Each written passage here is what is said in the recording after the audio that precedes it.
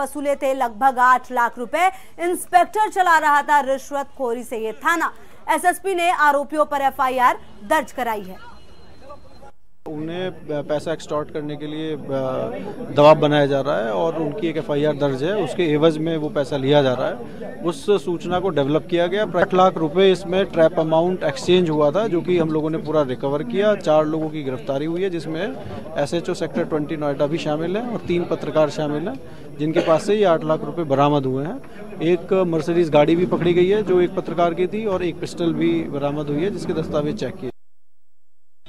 Noida police के इतिहास में पहली बार ऐसे देखने को मिला है कि जब एक कोतवाल को उसके ही थाने में गिरफ्तार किया गया, वो भी 8 लाख रुपए की रिश्वतखोरी की रकम के साथ। हम इस वक्त सेक्टर 20 थाने पे खड़े हुए हैं, यही थाना है और ये कोतवाल हुआ करते थे। मनोज कुमार पंत इंस्पेक्टर थे। इन्होंने ब्लैकमेलिंग करी एक जो है कॉल सेंटर के मालिक से, उसका नाम निकालने के लिए उससे 8 लाख रुपए की रिश्वत ली और इसमें उनका साथ दिया कुछ मीडिया कर्मियों ने। एक मीडिया कर्मियों के साथ मिलकर जो इंस्पेक्टर हैं वो एक गैंग चला रहे थे, संचालित कर रहे थे और उसी के साथ लोगों को ब्लैकमेल करना, उनसे रिश्वत लेना, इस तरीके के जो क्रम हैं वो यहाँ पर किए जा रहे थे। एसएसपी को शिकायत मिली थी। एसएसपी ने बाकायदा ऑपरेशन ट्रैप चलाया और उसके बाद कल बीती रात देर रात छापेमारी करी और इसी जिस रूम के बाहर में खड़ा हूं, यहीं पर छापेमारी हुई। 8 लाख रुपए मौके से बरामद हुए। एक मीडिया कर्मी की मर्सिडीज कार बरामद हुई और एक असलाहा भी बरामद किया गया। अब देखना होगा आने वाले वक्तों में जिस तरीके से कार्रवाई हुई है, कहीं ना कहीं भ्रष्टाचार पर इस पर लगाम जरूर लगेगी।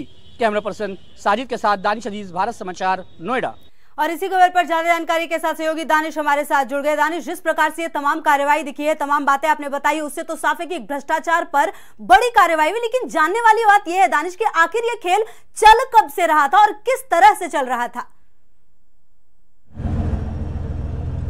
देखिए, थानों में बहुत से मुकदमे दर्ज होते हैं और उन मुकदमों में किसी का अगर नाम निकालना है तो वो सब कुछ डिपेंड करता है किसी जो कोतवाल होगा थाने का उसके ऊपर। शायद यही फायदा उठाया कोतवाल ने, क्योंकि यहाँ पर एक गैंग संचालित किया जा रहा था कोतवाल और 3 मीडिया कर्मियों के द्वारा, और इसी वजह से नवंबर माह में एक कॉल सेंटर पर छापेमारी हुई थी और तकरीबन 7 लोग गिरफ्तार हुए थे और उसमें जो मालिक था उसका नाम निकालने के एवज में और एक नया कॉल सेंटर खोलने के एवज में ये सारी रकम ली गई थी। लेकिन उसके बाद उससे पहले ही वो मालिक शिकायत कर चुका था एसएसपी से। एसएसपी ने एक टीम गठित करी है अलग अलग थानों की, एसपी ग्रामीण, एसपी सिटी और सीओ सिटी 1 की अध्यक्षता में, और उस टीम को खुद लीड किया। और उसके बाद जो पैसा था 8 लाख रुपए जो मांगे गए थे, उसके ऊपर फॉरेंसिक पाउडर एक आता है उसको लगाया गया और उसके बाद उस पैसे का ट्रांजेक्शन कराया गया कोतवाल के ही ऑफिस के अंदर। जैसे ही उस पैसे का ट्रांजेक्शन हुआ, एसएसपी अपनी दलबल और अपनी टीम के साथ उस केबिन में पहुंच गए और मौके से ही वो सारा पैसा रिकवर कर लिया। बहुत धन्यवाद दानिश तमाम जानकारियों के लिए।